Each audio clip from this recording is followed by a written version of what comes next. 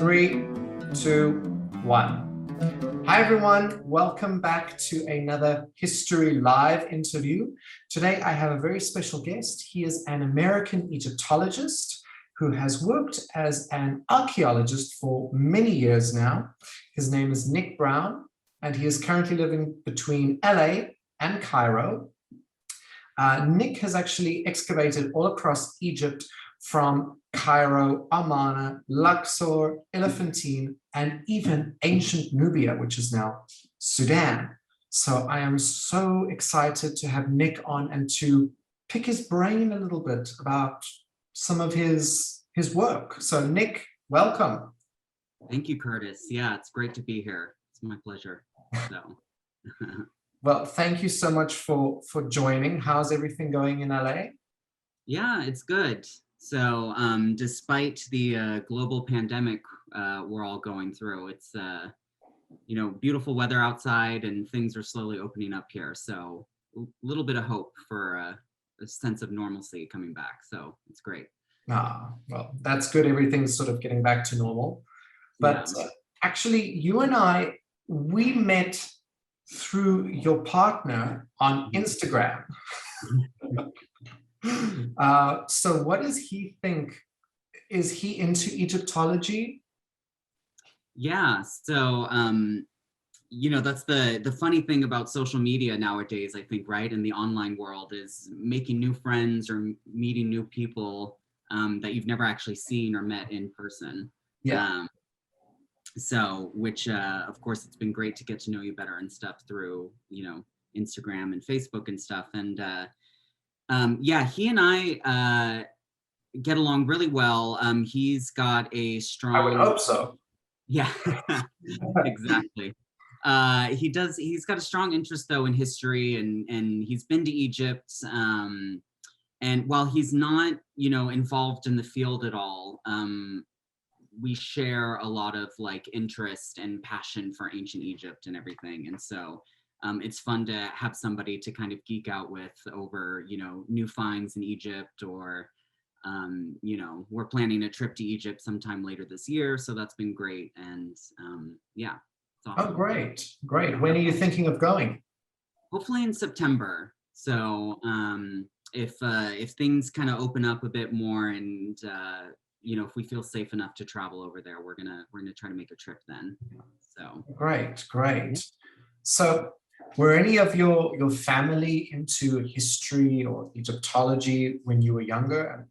What do they think about what you do now? Yeah. So yeah, your first question, yes, I my family growing up very into history, but more so kind of modern history. So definitely not ancient like me, but my dad, for instance, he's very into like the world wars and kind of like military history.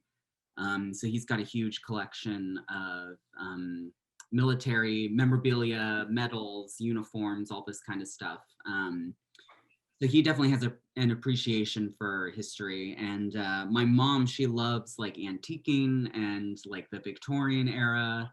Yeah.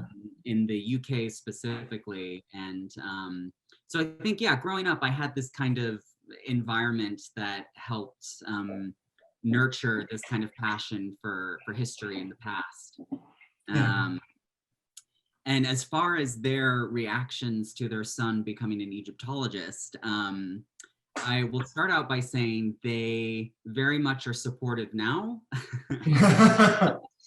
But initially starting out, there was a lot of hesitation and a lot of concerns with trying to pursue a career in archaeology. And I think it came from a place, of like love and well-being in the sense of they just wanted me to have a career that would, have like an income and retirement and maybe something more cookie cutter like, public safety or the medical field or being a lawyer or something like this. But I think they've seen over the years the amount of hard work and dedication I've put into this job.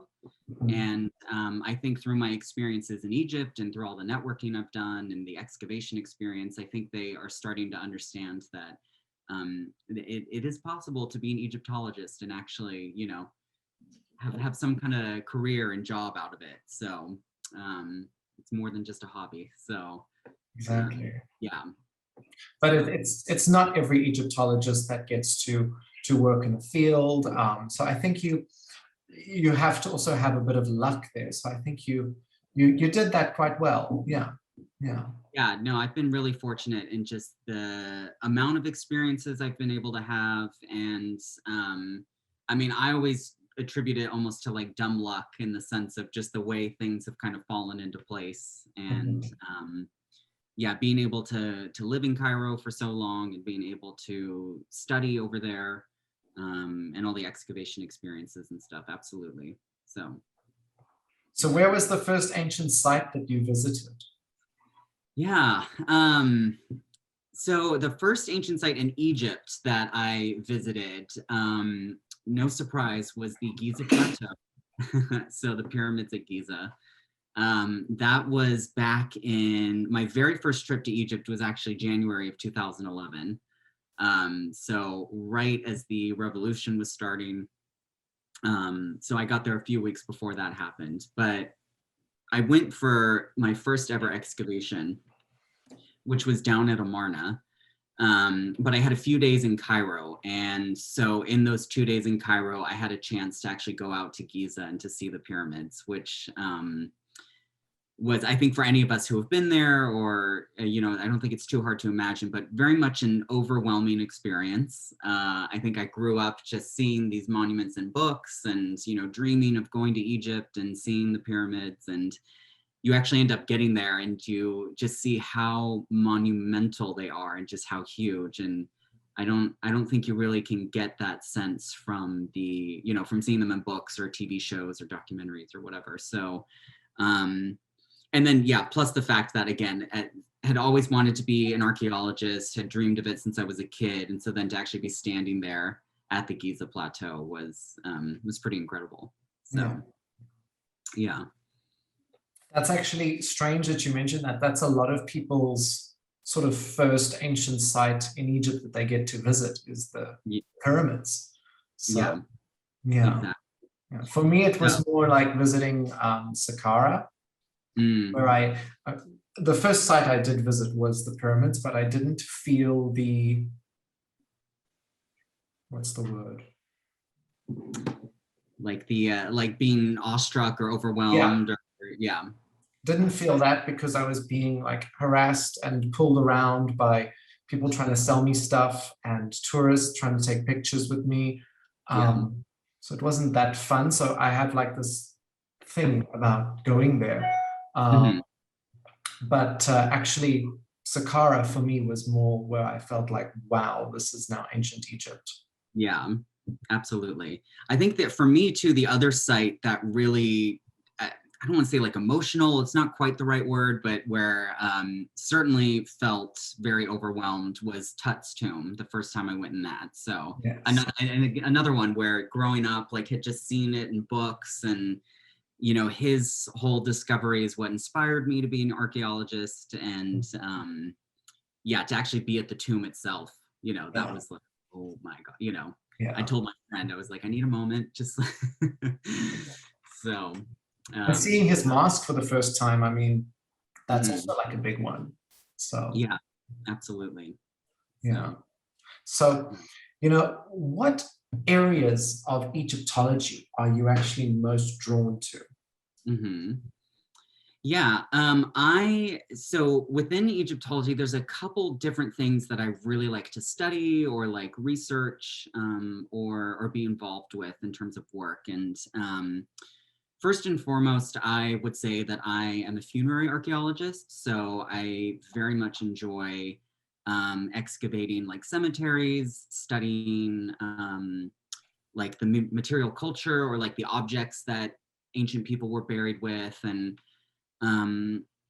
you know, I think in terms of, you know, by studying things like the cemeteries or the graves and the objects that people are buried with, I like to explore questions of, you know, social identity and how is that expressed through the things that somebody's buried with or the way that somebody's buried. religious beliefs, how are those expressed through the grave and through these artifacts? And then also what I find interesting within that section of Egyptology too is how are the living interacting with the dead, right? Whether it's at the final funerary rites or whether it's as like offering bearers later on after the burial. How do they interact with the landscape? So I think that, within that realm of funerary archaeology, those are kind of the questions and the topics that I'm really interested in studying. And then there's almost complete reversal of that too, in that I also really enjoy studying ancient Egypt within modern contexts. So how does the art or the iconography play out in contemporary art or contemporary depictions?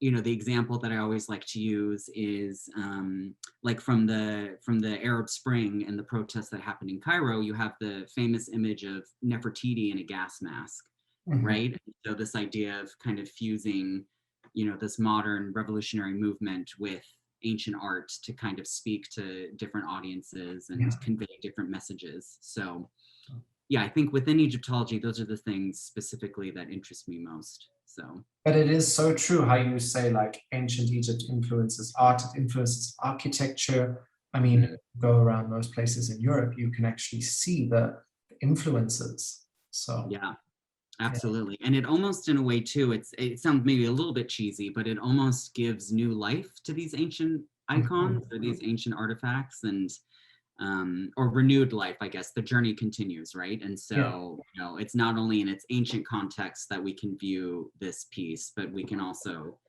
now talk about it within a more modern contemporary context. Yeah. Do you ever like look around at things, or you're watching a movie and you say, that's actually like something from ancient Egypt, and your friends are like, shut up. Yeah.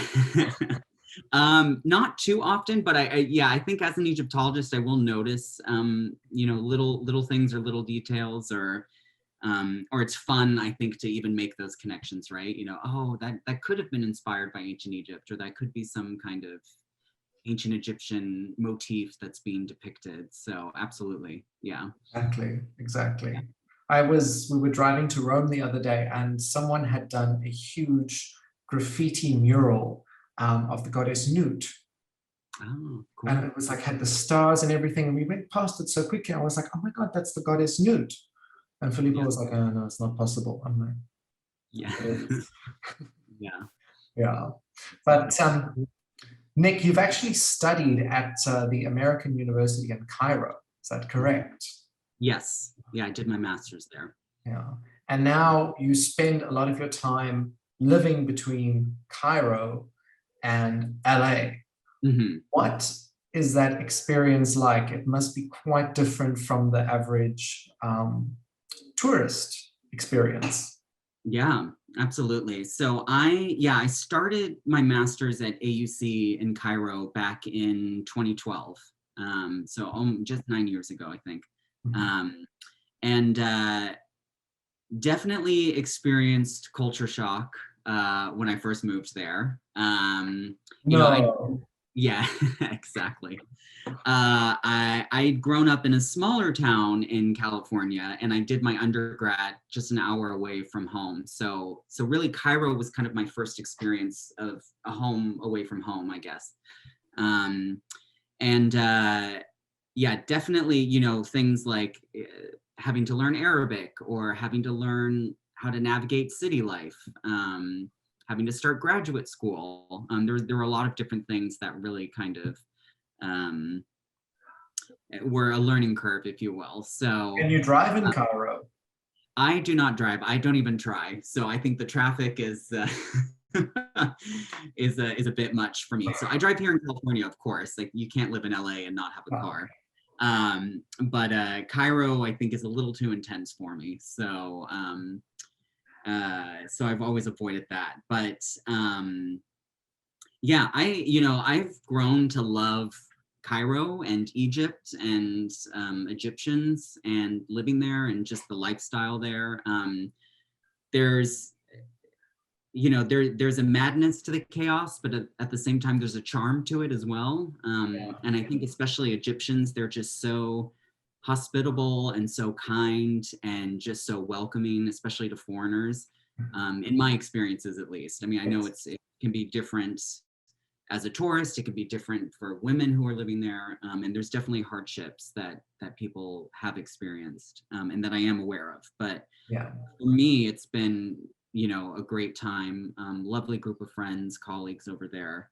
And yeah, I mean, really what solidified my wanting to be an Egyptologist specifically was I did this first trip to Egypt in 2011. And at the time I was studying just archaeology in general. But it really, from the moment that I got to Cairo, it's like I fell in love with the people, with the modern culture, with the place, the country. And so it just helped to kind of bring together this idea of, you know what, yeah, like I actually can make a career here and like make this work and want to actually, you know, spend the rest of my academic life working here in Egypt and in Egyptology. So yeah. It's a very special place, Egypt, and I feel it sort of, it touches people, you know. So Yeah, absolutely. the modern Egypt, I mean, yeah. Mhm. Do you ever Absolutely. do you ever find yourself like sitting and just going, okay, I kind of miss the noise of Cairo? Yeah, I think, you know, like I said, there's a charm to the madness, right? Or to the chaos. And I do love, one of my favorite activities in Cairo is just going to like a local cafe or coffee shop and just like kind of sitting and people watching and, you know, Mhm. being out on the sidewalk at some little table with a coffee and just watching, you know, everybody go by and the traffic and chatting up with random strangers and stuff. And Yeah, so super fun. yeah, So definitely. If anybody watching hasn't been, you have to go and do these yes, things. absolutely. Absolutely. But like you said, you actually made a lot of friends Hmm. while you were studying in Cairo, and we actually have some mutual Egyptology friends, Yeah. Salima Ikram and Kara Cooney. Hmm. Aren't they the best? Yeah. So I'm super lucky. So both of them are, as you know, Salima is my master's advisor, former professor, and Kara is my current advisor and professor here at UCLA. And I'm just so lucky to know both of them and to have had them as mentors and, you know, hopefully soon colleagues if I Yeah, can finish the PhD. But yeah, they're wonderful. So just super kind, really helpful, really smart and intelligent. So yeah, yeah, yeah. No, yeah, I just love both of them. But yeah. what is a misconception about Egyptologists that you hear about all the time? Oh, misconception. I feel like, well, I guess there's a couple things. I feel like I hear often people equate archaeology to, you know, like Indiana Jones, like running away from boulders or like bad guys or, you know, almost like treasure hunting, if you will. As much as I love Indiana Jones, in terms of archaeology, I don't think he's the best. Um, but I think that's definitely a common misconception with archaeology and Egyptology by extension, in that that's what our whole career and life is like, and not the case. Um, but at the same time, I feel like another stereotype of academics or Egyptologists is that we're always just in the library kind of doing work, where notes is in a book somewhere. Well, Hermione Granger, yeah. Yeah, exactly. So, which is for sure a big part of what we do. Most of our work is, you know, you got to do your research and be reading up on new finds and different things in the library. But I I would say we also know how to have a lot of fun. So, and a social life. Yeah, Um, so, which I'm super grateful for personally. But yeah, you got to find that balance of your work with a sense of normalcy, or, you know, getting outside of work in Egypt and having some fun every once in a while. So yeah. for sure, for sure. Yeah. So you've actually excavated all over Egypt. Mhm. What site did you find the most enlightening? Yeah, that's a good question. Most enlightening.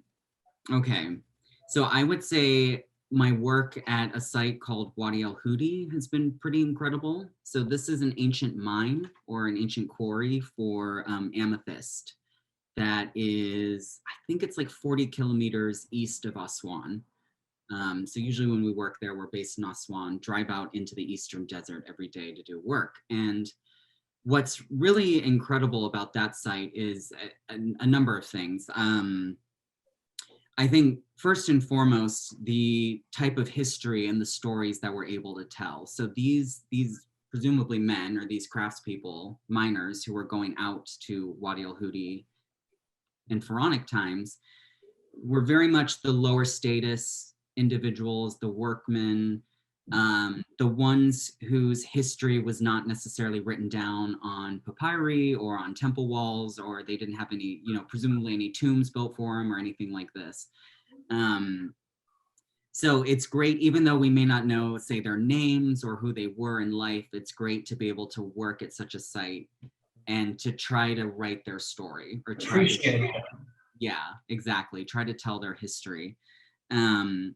And the other great thing about this site is because it's so isolated in the Eastern Desert, most of the archaeological remains are deflated on the surface. So that means artifacts are just scattered on the desert floor, not buried by sand or, you can walk around and see stuff. So one striking thing for me at that site, I remember doing a survey and, walking around trying to find, huts and remains and stuff. And on the desert surface, there was a broken pot, and it very clearly was where this guy had been carrying this pot, dropped it in antiquity, it shattered into, dozens of pieces, and then he just left it and kept, went back to work.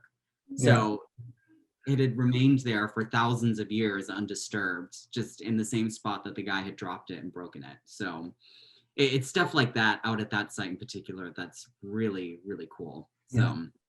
But people always expect like gold and treasures when people are excavating, but that's actually not always the case, as you just said.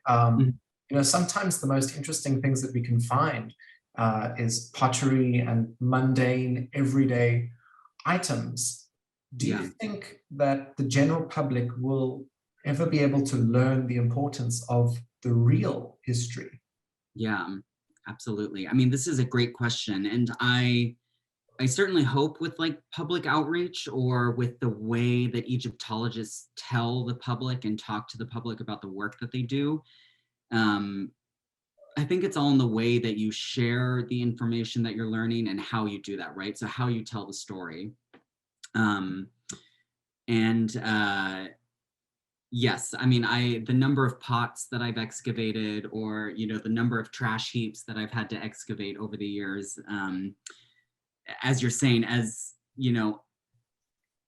unromantic as that sounds for an archaeologist or, not that exciting, really when you get a specialist who comes in who knows things like animal bones or, food production or, craft production, if there's like waste from industry or crafts work and stuff, it's pretty amazing that the type of information you can find out and the different types of conclusions and hypotheses that you can make from just studying things like a broken potsherd or a few animal bones that were left over from somebody's meal. So absolutely. I mean, as you're saying too, I think 90% of what an archaeologist digs up is ancient trash. And I think that's pretty fair to say. But I think it's important. I remind this to my students too here at UCLA. Think of your trash can at home. And what would an archaeologist 1,000 years in the future be able to say about you from what you're throwing away, right? And try to reconstruct, whether it's your diet or your identity or, who you were in life. So yeah, there's a lot to learn from people's trash.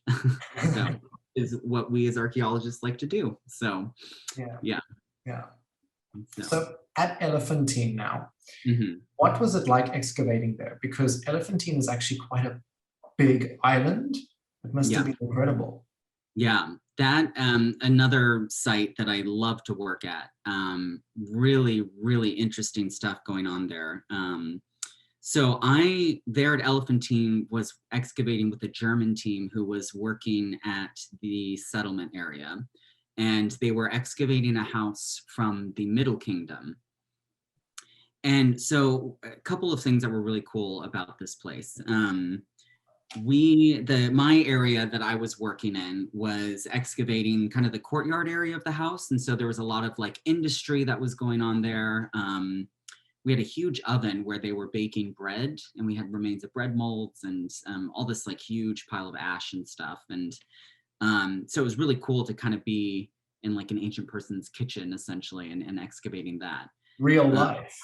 Yeah, exactly. And what was amazing about this particular house that we were excavating, and my work at other sites in Egypt, was making a connection between the two. And at the house, this Middle Kingdom house at Elephantine that we were working at, we found a few broken amethyst scarab beetles.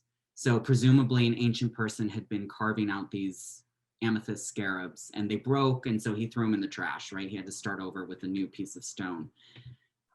But for me, what was like the most moving about that, or the most interesting, was I had also been excavating at Wadi El Hudi, which is one of our known amethyst mining sites in ancient Egypt. So to bridge the gap and make this connection between two different sites that I'd worked at, right? The quarry where they were mining the stone, Yeah. which had then been sent to the Nile Valley at Aswan to Elephantine, and then was being worked on by some craftsperson at Elephantine to turn into a scarab. I just thought that was pretty amazing. So just to have that chance to be at those two sites, and you know, again, to connect those different stories together, was pretty awesome. So yeah. What would you say is the creepiest thing that you found? Creepiest thing. That's a good question. I mean, okay, so I personally don't find it so creepy, just because I enjoy, you know, funerary archaeology, but I think a lot of people would probably think it's scary or creepy to actually exhume human remains, or to dig up like a dead person, you know, the skeletal remains of somebody who's deceased. And I've worked at a couple cemetery sites, at Amarna with Anna Stevens, and then down in Tombos in the Sudan with Stuart Tyson Smith and Michelle Bouzon. And those sites, while I love them, while I love the work that we're doing there at those two cemeteries, again, I think the general public finds it to be a bit odd or a bit creepy. So, yeah. Yeah, I can't say that I've come into contact with ancient Egyptian human remains yet. Yeah. So Yeah. good for you. Yeah. No. And I think it's, above all, it's important to treat, you know, them with respect and dignity, and remember that they were once people, they were once somebody's relative in life, you know. And so, but again, I think that kind of work, as controversial as it can be to, you know, study mummies or to dig up, you know, graves and study bones, I think in a way it's also important work, because we as archaeologists, again, are then able to tell kind of the unwritten histories, right? These unwritten stories of these people. Who were they in life? What was their lifestyle like? I know the work at Amarna has been super interesting in that we have this misconception of the Amarna period being, you know, oh, everything was great. It was so like artistic and revolutionary and progressive at the time. And then when you actually look at the skeletons from these cemeteries at that site, of the lower class people at least, you find they're dying of malnutrition, hard labor, disease. So life was not the best for the lower classes at Amarna. So, and I think that's, I don't know who has that conception that Amarna was great, because I've never been a fan of the period. yeah. I personally am, but more so just because it's so confusing and so interesting, Yes. rather than kind of getting caught up in like, oh, Akhenaten, he was such a revolutionary, such a cool pharaoh. He kind of was a jerk, Yeah. being You know, honest. I So, once said something which really got to a couple people. I once said that Akhenaten and Nefertiti were like the ancient Egyptian Hitler, yeah, and I people didn't like that, but I didn't mean it in such a bad way. And then someone right. said, "Oh well, so you don't like Akhenaten?" I said, "No, it's not that I don't like him. I find him interesting." Yeah, Yeah, absolutely. I think any pharaoh, and Akhenaten is a great example of this too, but very much are almost like authoritarian rulers, right? So you Mhm. think of like today, right? And like North Korea or some of these other countries where they're really kind of closed off, but ruled with an iron fist, if you will.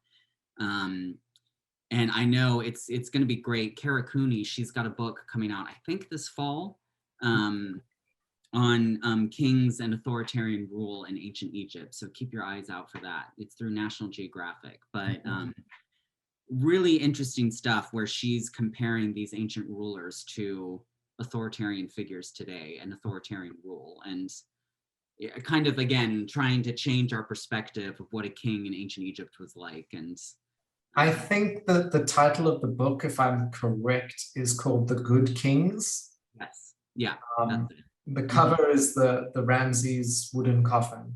Yes, Yeah, yeah, exactly. yeah. So So keep a lookout for that, everybody. mhm, yeah. So Nick, Hmm. I watched a video of you the other day Yeah. on YouTube where you were reacting to Egyptian movie clips. Hmm. Um, and, you know, they were showing you pieces like from The Mummy and from Yeah. Exodus and the Ten Commandments and things like that. Hmm. And they actually showed you a clip of Elizabeth Taylor as Cleopatra. Yeah. And you said that it was quite accurate compared to other films. Hmm. Have you actually watched the movie? You're looking very skeptical. Yes, I've seen it a number of times, start to finish, and I guess what I meant by that statement of it's pretty accurate to the story of Cleopatra, not so much in how elaborate or set design or costumes or things like this, but I think in terms of the narrative and the story that's told, which we know about from Roman sources. So while it's not ancient Egypt, right, it's not, say, Egyptian propaganda, but instead it's Roman propaganda that we kind of really know the story of Cleopatra, how they wanted to show her, right, how they wanted to depict her. Yeah. Um, I would say that movie is pretty faithful to the accounts we have from ancient Rome. Um, and I have a soft spot for it. I do just love that movie. It's a guilty pleasure. Again, take it with a grain of salt. Don't take it at face value, but it is so over the top. For me, at least, that's part of the charm. But yeah, Yeah. for Yeah. sure. Okay, well, I need to try and finish watching that movie. I've tried. Yeah. The other problem too, as great of a movie as I think it is also really long. So if you have to dedicate almost like 3 hours, I think, or something to watch it, and 4 hours. Yeah. So yeah. So it's a time So, commitment for sure. Yeah. so where else would you like to work Mhm. in Egypt or even in Sudan? Yeah. I think for sure top of the list would be Valley of the Kings. I'm dying to get there. It is the subject of my forthcoming dissertation here at UCLA. And I love that necropolis and site. And I think it'd just be cool, even one of the small tombs, just to get a chance to work there. So, but plus I think too, the types of excavation work that go on there now is interesting because there's a lot more that we're learning about the workmen who actually built these tombs. So it's not so much, the draw there isn't so much trying to find, golden treasure or an intact tomb or anything like this, but rather it's more so trying to learn and figure out again, the daily life activities that were going on there, and how trying to rewrite the history of this necropolis from a perspective of, you know, it was a more complex and dynamic landscape than we give it credit for. You know, I think a lot of times people like to think of it as the sacred, static kind of cemetery, which is true. You know, obviously people were buried there, but there was a lot of human activity and interaction going on there at the same time, whether it was building the tombs during the New Kingdom or whether it was during the Third Intermediate Period when the ruling powers of Thebes were systematically looting these tombs because of the economic and political crisis going on. So, and the fact that, you know, that it's not just kings that were buried in the Valley of the Kings. Yeah. So. Yeah, exactly. There's a lot of there are a lot of interesting research points and questions you could try to figure out and talk about. Yeah. Working. Yeah. So you got to get there. Yes, exactly. I get there for work. Absolutely. So yeah. You've studied probably one of my favorite coffins, the wooden coffin of Ramses II. Yeah. So tell us your conclusion about it. Was it his? Was it a replacement? I'll start out with saying I think absolutely it was a replacement or a reused coffin for Ramses the Great. Having been to Cairo, having actually studied this coffin in person with Kara on her coffins project at the Egyptian Museum, there's definitely evidence of it having been stripped of a gilded exterior, and having been kind of reprocessed and made, you know, cleaned up a bit, if you will, after stripping and systematic looting to make it worthy for Ramses the Great. I know a number of scholars have proposed that it might have originally been Horemheb's coffin that was then reused for Ramses' burial. And that's, I know Nicholas Reeves has recently written on that, so I would check out his academia.edu page for that article if you're interested. I'm pretty convinced by his setup and layout of that. He compares the facial features of the coffin to other kings around that time period to try to figure out whose it might have been. Yeah. And certainly just in general, in terms of art history and kind of Egyptian iconography and motifs, the facial features are very much post-Amarna, so after Akhenaten and Nefertiti. And they're not so much Ramessid, right? So Seti the First, Ramses the Great. So I think it's kind of taking everything into consideration, all the evidence that I pretty confidently can say it's a reused coffin for him. So, but it is an amazing piece. As you said, you know, it's one of the most striking coffins we have from ancient Egypt, really. As plain and simple as it is, right? It's not gilded and inlaid like Tut's coffins, but yeah, it's a beautiful piece in its own way. Absolutely. So. And you've seen obviously Seti the First wooden coffin as well. So yeah. I have a totally different opinion on the coffin. Because of the war with Lebanon and Seti to go and get the cedarwood trees from Lebanon, I had this feeling that because it was depicted at Karnak, that the wood was such an important thing to Seti and Ramses that they possibly could have been buried in a wooden coffin to sort of remember that time when they went into Lebanon. Yeah. That's my opinion. Yeah. Super interesting. Yeah. It makes sense too. You know, it's you want to remember your victories, right? Or you want to kind of commemorate those in some way. So yeah. So absolutely. Who knows? Yeah. Exactly. You know, I think until we find that inscription that says, I, the workman so-and-so, remade this coffin for so-and-so, you know, it's like, we're never really going to know. So. Exactly. Or like an ostraca saying, Ramses has ordered us to create a wooden coffin. Right. Yeah. You know, something like that. Exactly. That's why you have to get back to the Valley of the Kings. Yeah, I got to find that ostracon. Exactly. So. Exactly.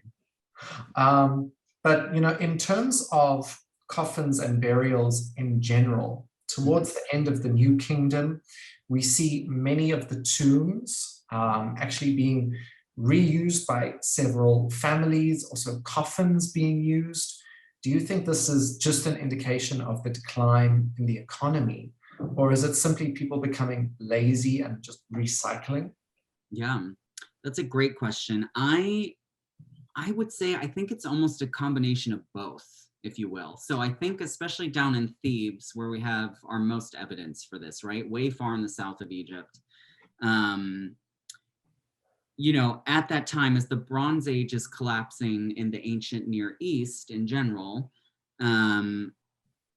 Egypt is experiencing this social, political, economic crisis. There's two essentially ruling powers. You've got the king up in Delta, but then you've got the high priest of Amun down in Luxor.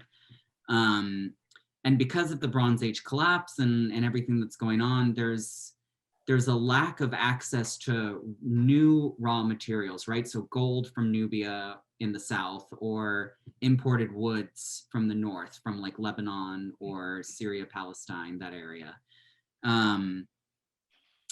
So it makes sense that the ruling powers at Thebes needed to find a source to make their funerary goods, right? And to then just mine kind of the funerary assemblages of their predecessors. And we have some texts that hint at this kind of state-sanctioned looting of these older tombs, where you've got these officials who talk about, find for me a tomb with its seal preserved intact and leave it for me, you know, until I can get there to take a look. And His name, so, there's a, I've forgotten the name. There's an official. is it Buta Amen? Is that who Buta Amen. There we go. Yes. Yeah. He's one of these guys who's kind of going around ancient Thebes, you know, leaving his mark everywhere, kind of officiating this state-sanctioned stripping of these older tombs. And of course, we know from like the tomb robbers papyri as well that, you know, unofficial groups were also going into these tombs and looting them because of the crisis that was going on as well. So you've got the commoners and you've got the state at the same time kind of looting all these tombs. So there's that whole part of it that I think is, you know, absolutely true in terms of reprocessing and reuse. And then at the same time, I think being an archaeologist and studying ancient people and just human behavior in general, I think humans like to take shortcuts when we can and try to make work easier. And so why go out and try to craft an entirely new coffin when you can just steal grandma's coffin or reuse it, you know, scrub off her name and just write a new name on it. So I think, as Kara and some other scholars have talked about, you know, you kind of ritually enact the coffin for the mummy of the deceased at the burial, and kind of, you know, it does its job at the funeral. And then after that, it's kind of, you know, the Egyptians probably had a sense of, all right, and it's done its purpose, let's reuse it and, you know, recycle it, if you will, for someone else. So yeah, I think for us,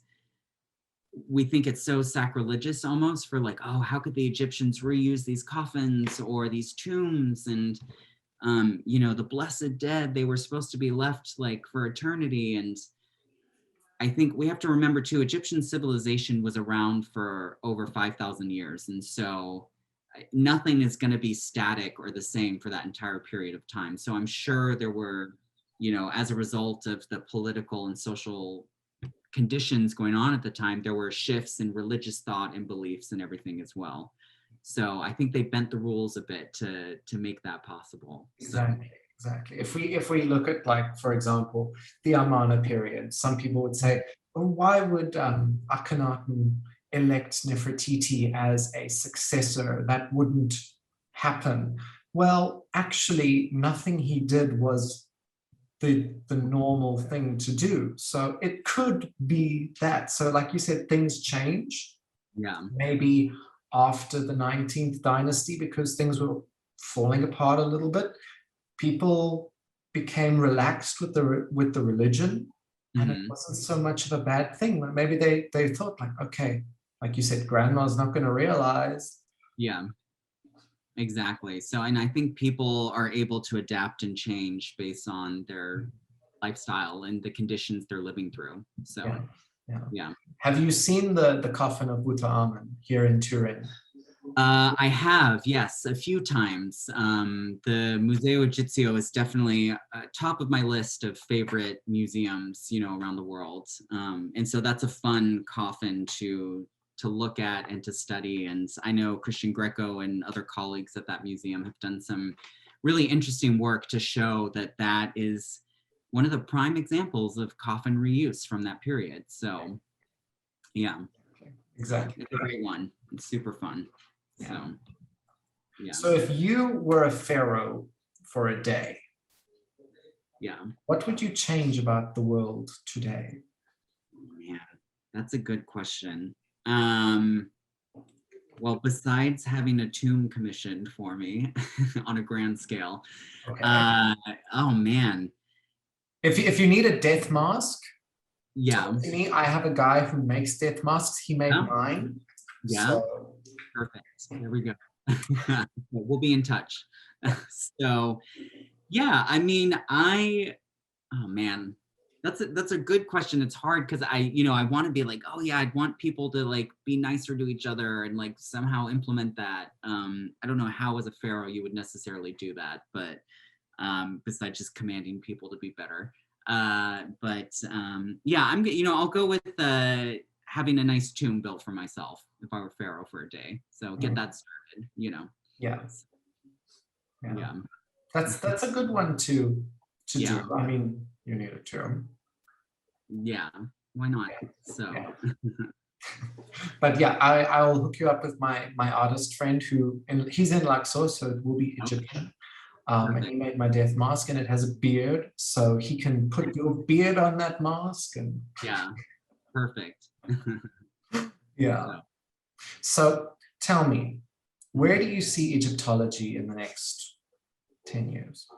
Yeah. I think it's definitely an exciting time to be an Egyptologist. I think it always is, just with discoveries and the new things that people are researching and figuring out. But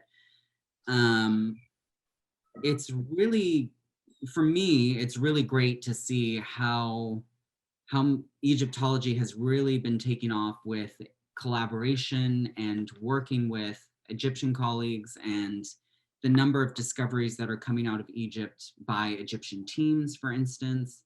I think it's super cool to see that going on and experience that. And not that that hasn't been going on. I mean, it's been going on for a few decades, or for many decades now, I should say. But I feel like the snowball effect, it's really kind of started to pick up in the past 10 years or so. So there's that, which is great. I think too, just the amount of technology and the amount of progress that we've made by using science and machines and scanners and X-ray machines to study the ancient past without, having to say unwrap a mummy, right? What can we learn from these wrapped mummies? Like I think it was just yesterday they announced in Warsaw the mummy of a pregnant woman, which I've never heard of. So I think that's super cool. I think also the fact that we have all these satellite scanners and kind of non-invasive techniques to discover whole cities underneath the sand without actually ever having to dig. Yeah. And helping in a way to preserve the archaeology. So I think it's really great to see, again, just kind of the amount of technology and science that's really going into our discipline, and how this takes our research to the next level, and gives us a better understanding of the ancient Egyptians. So, yeah. What is a story from ancient Egypt that you still would like to tell and to share? Mm-hmm. Yeah, I think as what I'm trying to do with my dissertation research, and what I kind of talked about just a moment ago with the Valley of the Kings, is while the work in the Valley of the Kings on the royal tombs and things like the Tut collection are great and super fun and really interesting, I'm interested, again, in trying to tell the histories and the stories of the more common people who are actually building these tombs and preparing the burial for Pharaoh, and then helping that funeral to take place. And so I think it's really, you know, moving forward, it's going to be really interesting to try to research that and look into that a bit more and see what we can learn about the workmen, what we can learn more about the workmen who were building these tombs and stuff. Yeah. So, yeah. Well, Nick, this has really been so much fun getting to know you. Before I hand over to get some questions from the audience, I see Vanessa's been writing notes like a crazy person. So before we get to some audience questions, I have some final quick fire questions for you. Okay. Yeah, absolutely. You ready? Yeah. Okay. Favorite place in Egypt? Amarna. So. Favorite place out of Egypt? Out of Egypt. Italy, probably. Rome. Good answer. Good answer. Yeah. Favorite artifact?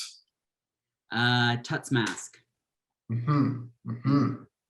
Best discovery that you have made? An intact burial from a cemetery at Amarna. Somebody who was about 11 to 14. So, wow. Yeah, it's pretty cool.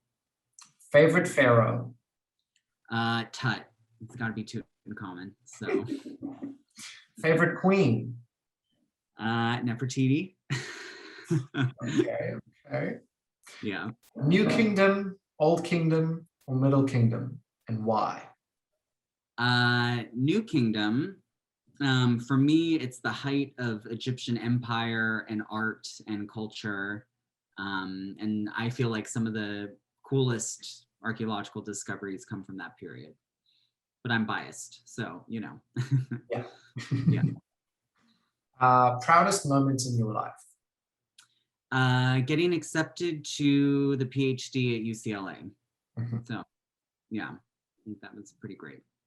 And one piece of advice for future Egyptologists? Be persistent and don't give up and keep trying. So, yeah. Last one, favorite Harry Potter book? I can see them there. Yeah. Oh man, the last one, number 7. I think it's got the most action and ties it up really well together. So, but I love them all. I think I've read the whole series 3 times now. So, good. Yeah. Yeah. Well, Nick, thank you so much. This has been so fun getting to hear your stories. Absolutely. Thank you so much too. And like you said, been great to getting to know you better and just to have this chat. I love Egyptology and talking about it. So it's been super fun. Well, I love hearing about it and getting people together to hear and discuss. Yeah. Yeah. So now I'm going to hand over to the audience to ask their questions. So what I do is I just say whoever unmutes the quickest can go first. So go. Hi, Curtis. Hi, Elsa. I so enjoyed the interview and learning more about all of the things that you've been involved in with your study and your PhD, and that's very exciting. I can't even imagine the work that goes into that.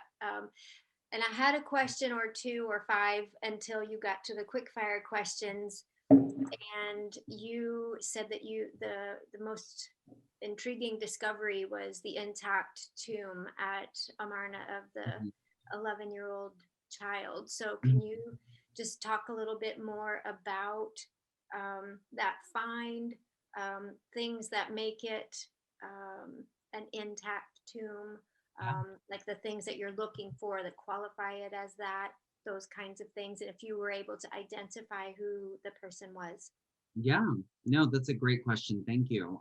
So I, back in 2017, was excavating at Amarna with Anna Stevens and Gretchen Dabbs at the North Tomb Cemetery. So this is a cemetery for the kind of lower status, more like the commoners of Amarna.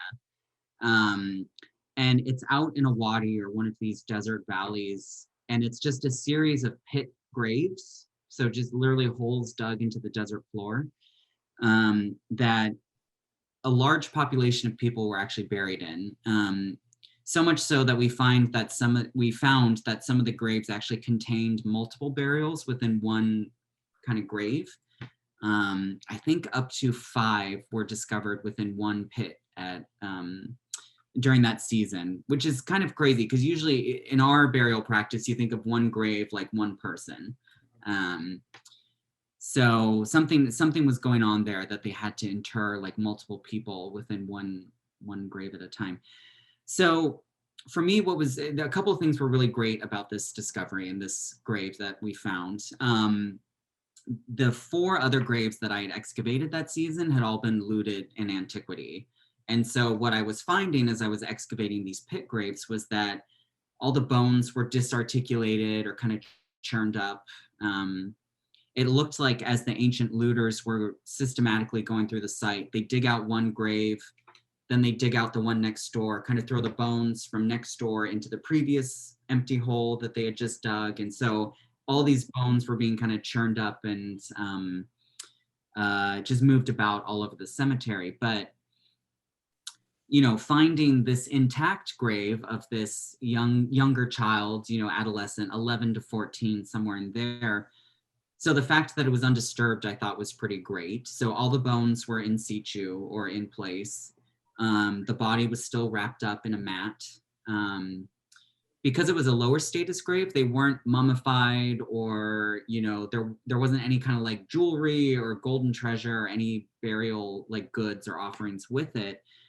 But I think for me, the moment that really clicked was as I was digging this grave and excavating this person, I realized that I was the first person there in over like 3,000 years since the funeral had taken place. Yeah. So I think that for me was the striking kind of moment, and why I always say that's like my favorite discovery so far. Yeah, it's just bridging that gap between antiquity and like us today. So I thought that was super cool. So. Yeah, I'm sure that was like when you had that realization, like how moving and emotional that moment probably was, just because you're realizing you're the first person to see them, for thousands of years, and who they were and who they left behind. And yeah, absolutely. So no, it was great. And unfortunately, we don't know who this person was. We don't know why they were buried at the cemetery. We don't have like a name or anything for them, but hopefully through studying their physical remains, at least we can try to like figure out more about their life and who they were, and did they die from forced labor? Did they die from disease, natural causes, so yeah. Thank you so much. Yeah, of course.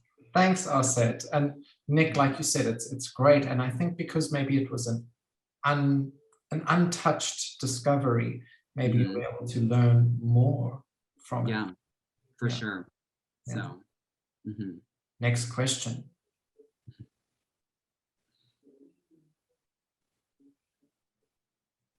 Vanessa, I'm waiting. I'm here. Let's go back to Ramses II and his lovely wooden coffin. I just don't get why a pharaoh like Ramses II, who ruled so long as Ramses II, would intentionally have used a second-hand. I just don't get it. Yeah, no, that's a great question. So I should clarify, I don't think necessarily Ramses himself decided to reuse this coffin. I think it's a result of the systematic looting and theft that was going on in Thebes during the 21st dynasty. So I think what happens as Nick Reeves has proposed, and I agree with it in general, is throughout ancient Thebes, we have a number of kind of workshop or reprocessing sites, where whether it's in the Valley of the Kings or out at Medina Habu, Ramses III's mortuary temple, where, say your predecessor's golden coffins or gilded funerary equipment is being brought to these workshops or these sites, and then it's being stripped of the gilding, of the valuable materials, and then it's being refurbished for, to be reused for the rewrapped mummies of these kings or the predecessors. And essentially what was happening at these workshops and reprocessing sites is it almost was like musical coffins, where as the coffins are being finished, being refurbished, you know, whatever pharaoh is ready to go is being interred within that coffin. And I think this is what happened with Ramses the Great. So his timing just worked out with, say, Horemheb's coffin to then have those two placed together. And from the two royal caches from KV 35 and Gerald Bahri 320, we have a number of pharaohs and queens who are buried in just somebody else's coffin. I think Ramses III was in the large coffin of Ahmose Nefertari. Amenhotep III was in a coffin used for Seti II, which was reused from somebody else's burial. You've got Amenhotep I, who's reburied in the coffin of a Wab priest. So not even a royal coffin, but a private individual's coffin that was then refashioned to take the burial of a pharaoh.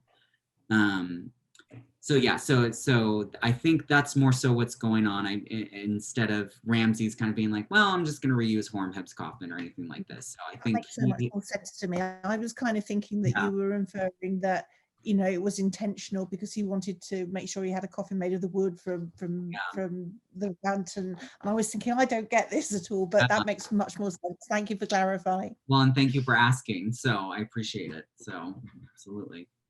Yeah. Vanessa, like I said, I think he made the coffin out of wood, but not a recycled thing. Like it was. That's my opinion. But check out Susanes's tomb. There's a lot of items in the tomb that were actually probably from Ramses II's tomb. So have a look at that. I find it very interesting. Yeah, and even I think it's Susanes, his granite sarcophagus was originally made from Merneptah. Yes. And so that was dragged out of the Valley of the Kings and shipped all the way up to the Delta at Tanis. Which is awesome in itself, isn't it? That the fact they moved that enormous great sarcophagus up there. I mean, because that couldn't have been an easy thing to but you know. Yeah, and that sarcophagus was in a series of nested stone sarcophagi in his tomb. So they had to get it out of other stone sarcophagi to even get it out of the tomb. So the amount of work that went into that is crazy. So, you know, did he reuse it because he wanted some kind of association with Merneptah? Was that easier than actually going to Aswan and just creating a whole new sarcophagus? I feel like the work seems like a lot, but again, with just everything going on at the time in terms of the crises and the political instability, it might have just ended up being easier to do that. So, or maybe, like you said, to connect to Merneptah, he could have been a distant family member. You know, just okay, great. I know that I've heard there's this sarcophagus, and let me use it just to keep the name somewhere else. Yeah, exactly. Yeah, so. Exactly.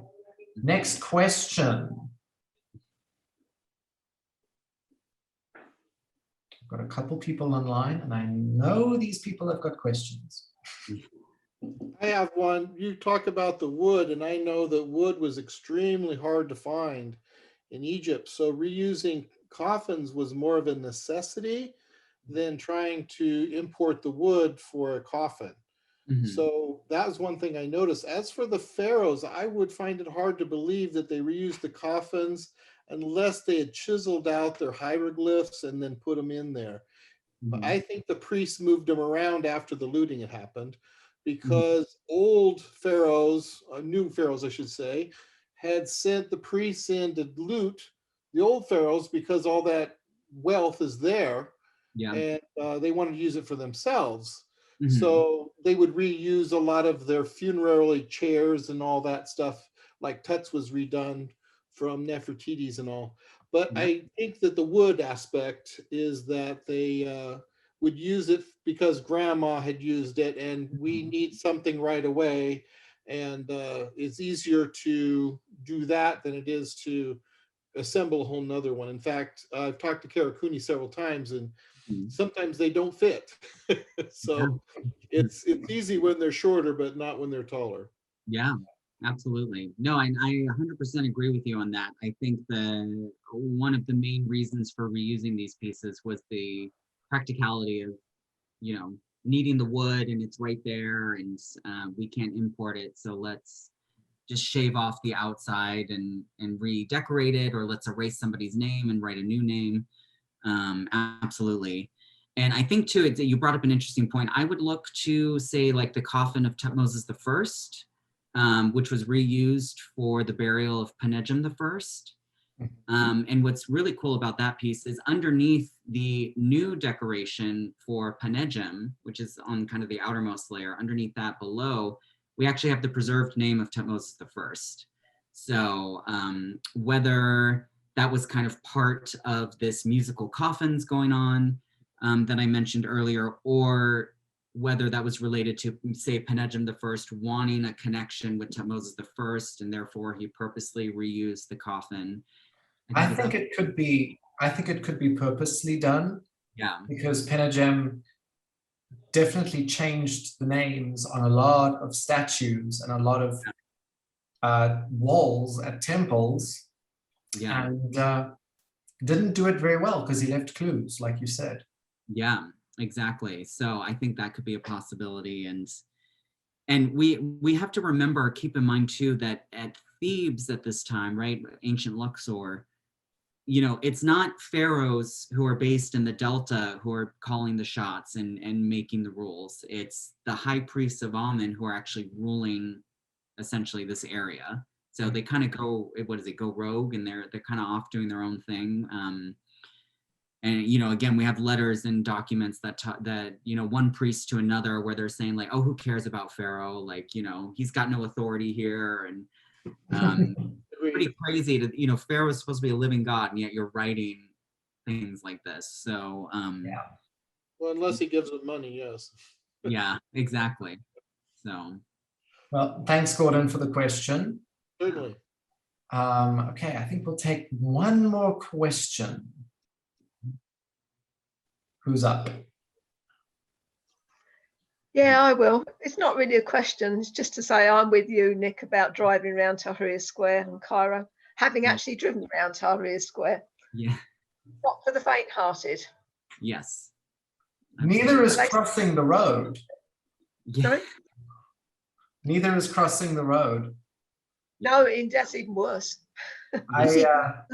Diane Hilton's got a great way of doing that, because she literally just holds her hand up like that and steps out in front of them. Exactly. I was there with a friend a couple years ago, and we were at the museum, and we decided to then walk back to the hotel, and we were trying to cross the road, and I was like, oh my God, we're never going to cross the road. And she took her scarf, she wrapped it around her head like it was a hijab, put her hand out, and just went straight out. She took my hand, and I'm like, oh my God, I'm gonna die. And she just walked, and they just like went around us. Yeah. Yeah. So no, definitely. Space to go around you. They drive so close together. There's not really a lot of space to go around people. Mm-hmm. Absolutely. I think that was for sure part of the learning curve when I first moved there, was learning how to cross the street in Egypt. So, You just do. yeah. Yeah, you have to, yeah. Yeah. Yeah. Great. So I'm going to give the opportunity for one more question, just to check. I do have one more. Yes. If no one else has one, I don't want to ask a second one. But you've kind of done the Ferris Bueller, anyone for a minute, so I'm going to hop in. So when you talk about the reusing of the coffins and moving the bodies and here and there, I'm probably just in the last 2 years kind of coming more into the history of ancient Egypt, like the names and the places and the periods, and that I've entered into Egypt for many years through more of the mystery, so I'm trying to, in my mind now, marry in my head what's going on in their heads with their strong beliefs in the afterlife and you know, the Ka spirit and the mummification so that the Ka, you know, can live on because it has a body or a form. And then the priests and all of these things with their offerings, but then the priests are the ones who are in there, you know, looting or, you know, moving bodies here and there into this coffin and that coffin. So what was going on, and I don't know if this is a thing you can even answer, but where's the conglomeration of their belief system in the afterlife to the reusing of the coffins, grabbing, you know, someone else's treasure and offerings? Do they not worry about how will that upset Ma'at in the afterlife? Yeah. You know, their heart's not gonna, you know, they got bad karma now. So can you shed a little bit of light on that? I don't know, that might be a whole big thing, but Yeah, no, I don't think we as Egyptologists fully understand it either. So you're not alone. okay. Saying that. But I know Kara Cooney has written an article. I'm not sure, to be honest, if it's up on her academia page, but she essentially looked at a number of texts that we have from this period of rampant reuse and systematic looting. And these texts talk about the pacification of the deceased spirit and trying to find this kind of balance between, you know, the looting and the reuse and the recycling that they're doing with kind of trying to preserve some of these religious beliefs or intentions of a peaceful afterlife, certainly for the Ka or for the spirit, the Ah of the deceased. And it's interesting to have the Egyptians' voice, if you will, right there, what they're writing down and how, oh, you know, we made a good burial for you, but now it's time to move on. You know, don't worry about what we're doing. You know, I'm refashioning this coffin for you to use instead. These kind of things that they're saying. And so if it's not on her website, keep an eye out for it for when she uploads it. But it's, you know, it's interesting again to see how the Egyptians themselves were trying to justify the actual actions that were taking place with their religious beliefs. And like I mentioned, again, I think they at this time had to have some kind of religious flexibility with afterlife beliefs and with the creation of a funerary assemblage. And, you know, we even see just in general, when you look at funerary practices in ancient Egypt, during the New Kingdom, 18th dynasty, the deceased is being buried with everything. Food, you know, loaves of bread, the clothes that they wore, the furniture they used, multiple coffins, elaborate funerary goods. And then by the 19th and the 20th dynasty, the funerary assemblage begins to shift and change, and it's no longer actually being buried with the physical items themselves, but instead the coffin decoration changes and they're being shown in their daily life clothes instead. You start getting interred more so with, you know, just purpose-made funerary items rather than daily life items that can be Sorry. so, yeah, no worries. So it's again, think of Egypt in kind of the longue durée, right? The long term, where you have 5,000 years of history and they're culturally and religiously adapting as time goes on to societal changes, political changes, this kind of thing. And so I think that's exactly what's going on here at the end of the New Kingdom into the Third Intermediate Period with the Bronze Age collapse. So okay, yeah, I'll watch for that article. That's really interesting. And yeah, there's so much like magic that happens, you know, like they have a pretend loaf of bread, and it always reminds me of like when we were kids, you know, and you had all your pretend kitchen things and you wanted your mommy and daddy to have a picnic with you and eat the pretend hot dog, you know. That was a magical thing and that made it a real thing. So yeah, I just wanted, so yeah, thanks. I'll watch for that article. Absolutely. It's in the book of articles dedicated to Betsy Bryan, Joyful in Thebes. So I know Kara's one of the editors on that. And it's an article that she wrote for that kind of celebration of Betsy Bryan's career. So yeah, check that out. So right, I'll write that down. Right. Yeah. And Nick, I see Gwen has unmuted herself. So if it's okay, can we take a question from Gwen? Absolutely. please. I just really enjoyed that, and it took me back to all your questions Curtis asked you. Took me back, and I was answering the questions for me as well. So I really enjoyed that. So thank you, both of you. Thank you. So thanks, Gwen. So I think we have come to the end of tonight's interview. Yeah, well, thank you all so much for being here. And Curtis, thank you so much for having me. This has been wonderful. Oh, it's been so great hearing your stories, and we should have Kara on again, because I had her on last time and we spoke for like 2 hours and we didn't get through half of what we needed to get through. Right. So I think you come on and Kara comes on. We'll just do a big chat about reusing coffins. Yeah, I'd love to. Anytime. So great. I have no idea how to do this. So I'm just gonna wing it. Okay. Nick, put your hand up. Okay, I'll go this side and we'll try and do a high five. All right, there we go. And there. Okay, I think we got it. Perfect. I hope. And come back next week. We have Nigel and Helen Strudwick. And the week after that, it is Adam Mastrelli. So come back. And for those of you who haven't seen, I've got my new documentary out. Yep, seen it. Thank you. And Arset actually plays the song in the credits.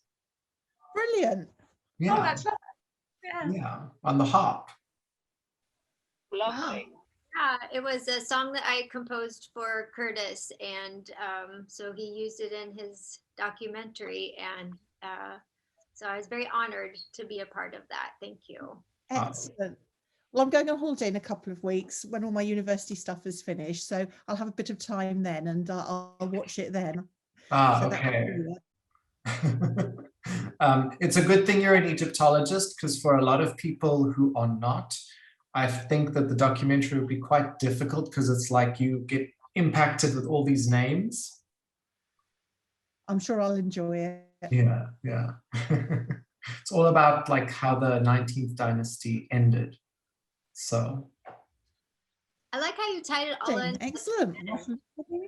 You know, with all of the different names, and you know how they, because then we could see from the the rest of the documentary, like how it progressed from leader to leader, and what they did, and things that they struggled with, and these kinds of things, like how they were related to one another. So I really like the way that you ended it with popping up all the names, and helping us to put a face to the names. I think that for people that aren't into, maybe Egyptology is kind of new, I think that's a great way to introduce them to it.